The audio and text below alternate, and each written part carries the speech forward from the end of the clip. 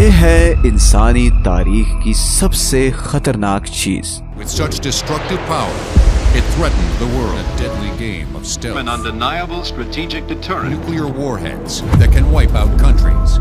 पूरे world war 2 में 5 megaton explosives use किए गए। ये ट्राइडेंट 2 मिसाइल है जो 12 न्यूक्लियर वॉर हेड्स कैरी कर सकता है और इस एक मिसाइल में भी 5 मेगाटन एक्सप्लोसिव मटेरियल होता है और एक सबमरीन 24 ट्राइडेंट मिसाइल कैरी कर सकती है। Enough nuclear power to destroy the human race several times over.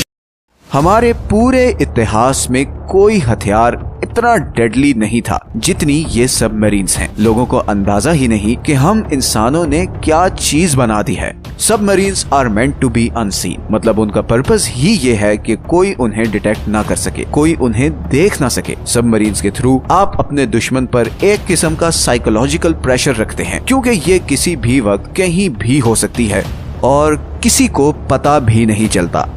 हो सकता है कि आप समुद्र में मजे से नहा रहे हो और आपके नीचे 48,000 टन वजनी एक न्यूक्लियर सबमरीन हो जो एक बटन पर आधी से ज्यादा दुनिया तबाह कर सकती है। लेकिन हम यहाँ तक पहुँचे कैसे?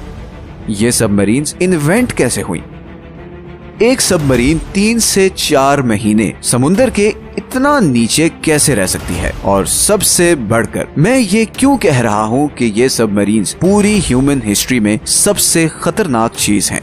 हम इंसान हमेशा से अंडर वाटर जाने के तरीके ढूंढते आए हैं। ये एक बहुत पुरानी तस्वीर है अलेक्जेंडर द ग्रेट की, जिसमें वो एक बहुत बड़े ग्लास बैरल में पानी के नीचे जा रहा है। ये करीबन 2000 साल पहले की बात है। फिर 1800 साल बाद लियोनार्डो डा विंची ने अंडर वाटर जाने वाली एक नाव का एक स्केच बनाया। मजे की बात यह है कि लियोनार्डो ने ऐसे सारे स्केचेस बड़े सीक्रेट रखे थे, बिकॉज उसे डर था कि इंसान ऐसी शिप्स को एक दूसरे को नुकसान पहुंचाने के लिए यूज करेंगे। फिर 1775 में एक डच साइंटिस्ट ने समुद्र के नीचे जाने वाली बोट बनाई जो कुछ ऐसी दिखती थी।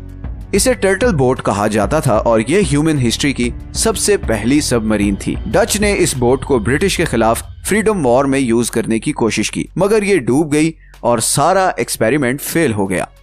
खैर 19वीं सदी में इस आइडिया पर काम बहुत तेज हो चुका था। एक जर्मन साइंटिस्ट रुडोल्फ डीजल ने एक इंजन इन्वेंट किया जिसने सब कुछ बदल कर रख दिया। ये इंजन हवा और फॉसिल फ्यूल्स को मिक्स करके एक प्रेशर क्रिएट करता था, जिससे छोटा सा एक्सप्लोजन होता था और चीजें चलने लग पड़ती थी। जर्मन्स के जहन में आइडिया आया कि क्यों ना इस इंजन को अंडर वाटर बोट्स में यूज किया जाए और फिर इस तरह उन कश्तियों की बैटरी को समुद्र के नीचे इस प्रोसेस के थ्रू चार्ज किया जा सकेगा। जर्मन साइंटिस्ट्स ने इसी आइडिया पर अमल करते हुए पहली मॉडर्न सबमरीन इन्वेंट की। इन सबमरीन्स को यू बोट्स कहा जाता था, लेकिन इनका सिर्फ एक प्रॉब्लम था। इन सबमरीन्स के इंजन को हवा चाहिए थी और अंडर वाटर ऐसा कोई सिस्टम तो था नहीं। इसीलिए जर्मन सबमरीन्स को हर 48 घंटे बाद पानी के ऊपर आना पड़ता था ताकि इंजन हवा पकड़ सके, और जैसे ही वो पानी के ऊपर आती थी तो डिटेक्ट हो जाती थी और वो जो सरप्राइज वाला सारा एलिमेंट था वो खत्म हो जाता था। लेकिन ये प्रॉब्लम बहुत जल्द सॉल्व होने वाली थी। 20वीं सदी में इंडस्ट्रियल रेवोल्यूशन के बाद एक टेक्नोलॉजी बूम आया। दुनिया की सुपर पावर्स एक से बढ़कर एक खतरनाक हथियार बना रही थी जिससे वो अपने दुश्मनों को तबाह कर सके। अभी वर्ल्ड वॉर 1 की होलनाकियों को 20 साल भी नहीं गुजरे थे कि दुनिया में दोबारा एक विश्व युद्ध शुरू हो गई। 1939 में शुरू होने वाली वर्ल्ड वॉर 2 में करोड़ों लोग मारे गए और वेस्टर्न वर्ल्ड लिटरली खंडर बनकर रह गई थी। जर्मनी वर्ल्ड वॉर 2 हार गया और उसकी ये you boat submarines America, UK और सोवियत यूनियन के हाथ लग गई। इन तीनों कंट्रीज को ये अंदाजा था कि उनके हाथ बहुत जबरदस्त टेक्नोलॉजी लगी है, क्योंकि एक बात तो साफ थी कि जिसने भी अब दुनिया पर हुकूमत करनी है उसे इन समुद्रों पर कब्जा करना होगा। और यही वो टर्निंग पॉइंट था जिसके बाद इन तीनों कंट्रीज ने सीक्रेटली सबमरीन टेक्नोलॉजी पे बिलियंस ऑफ डॉलर्स की इन्वेस्टमेंट करना शुरू कर दी। इसी सारे पीरियड में 1940 से 1950s के दरमियान साइंटिस्ट्स एटम को स्प्लिट करके न्यूक्लियर एनर्जी डिस्कवर कर चुके थे। और इस न्यूक्लियर एनर्जी की खास बात ये थी कि इस सारे न्यूक्लियर फिजन प्रोसेस को हवा की जरूरत नहीं थी। फिर 1950s में एक American navy officer Hyman Rickover के दिमाग में एक आइडिया आया कि अगर हम न्यूक्लियर एनर्जी के जरिए इलेक्ट्रिसिटी जनरेट कर सकते हैं और इस सारे प्रोसेस में हवा की भी जरूरत नहीं, तो क्यों ना ये न्यूक्लियर रिएक्टर सबमरीन्स में लगाए जाएं और इस तरह जो सबमरीन को हर 2 दिन के बाद पानी के ऊपर आना पड़ता है उसकी भी जरूरत खत्म हो जाएगी। उसने ये आइडिया अमेरिकन नेवी चीफ को बताया। अमेरिकन चीफ ने इंजीनियर्स को ऑर्डर किया कि वो न्यूक्लियर प्लांट सबमरीन के अंदर लगाकर रिकओवर के आइडिया को टेस्ट करें और ऐसा ही किया गया। एक्सपेरिमेंट सक्सेसफुल हो गया और फिर सब कुछ बदल गया। of nuclear power has broken those bonds. Can go around the world on a core of uranium only slightly larger than a golf ball.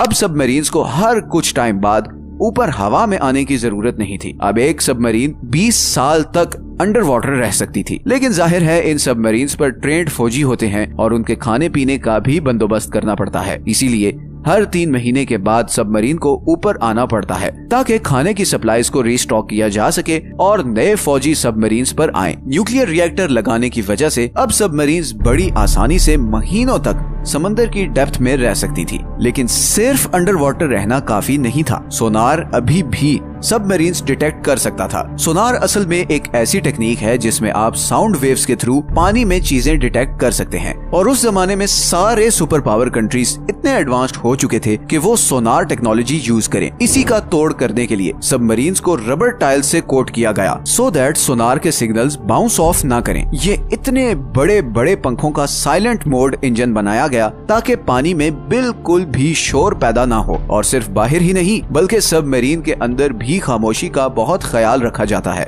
Submarine के अंदर हर चीज पर रबर चढ़ा होता है ताकि जरा सी भी आवाज पैदा ना हो। सबमरीन के अंदर लोगों का बाहर की दुनिया से कोई कनेक्शन नहीं होता। हर सबमरीनर को एक ईमेल एड्रेस दिया जाता है जिस पर उसकी फैमिली ईमेल भेज सकती है, लेकिन हर ईमेल को टॉप मैनेजमेंट रिव्यू करती है और उसके बाद ही वो ईमेल सबमरीनर को कन्वे की जाती है। बेसिकली इसकी वजह ये है कि वो कोई भी ऐसी इंफॉर्मेशन इन ऑफिसर्स को नहीं देना चाहते जिससे उनका मोराल खराब हो। फॉर एग्जाम्पल, अगर किसी सबमरीनर के फैमिली मेंबर की डेथ भी हो जाए तो उसे ये न्यूज उसके शिफ्ट के खत्म होने के बाद ही दी जाती है और यहाँ पर शिफ्ट 2 से 3 महीने की होती है। तो इन सबमरीनर्स की बहुत टफ ड्यूटी होती है। अब अगर हम वापस 70s और 80s में आए तो सबमरीन्स अब बड़ी होती जा रही थी। मतलब अगर हम जर्मनी की यू शेप्ड सबमरीन्स को अमेरिकन सबमरीन से कंपेयर करें तो इतना ज्यादा डिफरेंस था। ये सबमरीन्स बहुत बड़ी होती हैं। लाइक अगर हम जूम इन करें तो आप ये लोगों को देख सकते हैं। यहाँ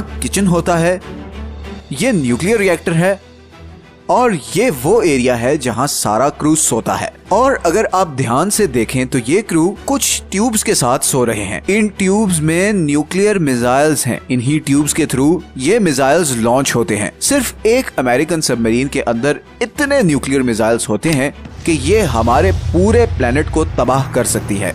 ये सारा कुछ बताने के बाद अगर हम अब सबमरीन्स के असल पर्पस की तरफ आएं तो वो है retaliating a nuclear first strike. इसका मतलब ये है कि अगर कोई country, let's say America, Russia पे न्यूक्लियर अटैक करता है तो रशियन सबमरीन समुद्र के नीचे किसी अननोन जगह पर होने की वजह से न्यूक्लियर स्ट्राइक सर्वाइव कर जाएंगी और बदले में वो भी अमेरिका को न्यूक्लियर मिसाइल से टारगेट करेंगी। और इन न्यूक्लियर सबमरीन्स को किसी गवर्नमेंट अथॉरिटी की इजाजत की जरूरत भी नहीं होती। सो अगर लेट्स से अमेरिका रशिया पर न्यूक्लियर स्ट्राइक करता है तो रशियन सबमरीन्स के कमांडर्स किसी भी ऑर्डर का वेट किए बगैर अमेरिका पे वापस न्यूक्लियर स्ट्राइक करेंगे। इसीलिए हर सबमरीन के सेफ बॉक्स में सीक्रेट लेटर होता है। अगर किसी कंट्री पर न्यूक्लियर अटैक हो जाए और उस कंट्री की लीडरशिप उस अटैक में मारी जाए तो उस लेटर में ये लिखा होता है कि अब सबमरीन के कमांडर को क्या करना है। इसीलिए ये सबमरीन एक किस्म का साइकोलॉजिकल डिफेंस है जिसकी वजह से दूसरा कंट्री आपके कंट्री पे न्यूक्लियर अटैक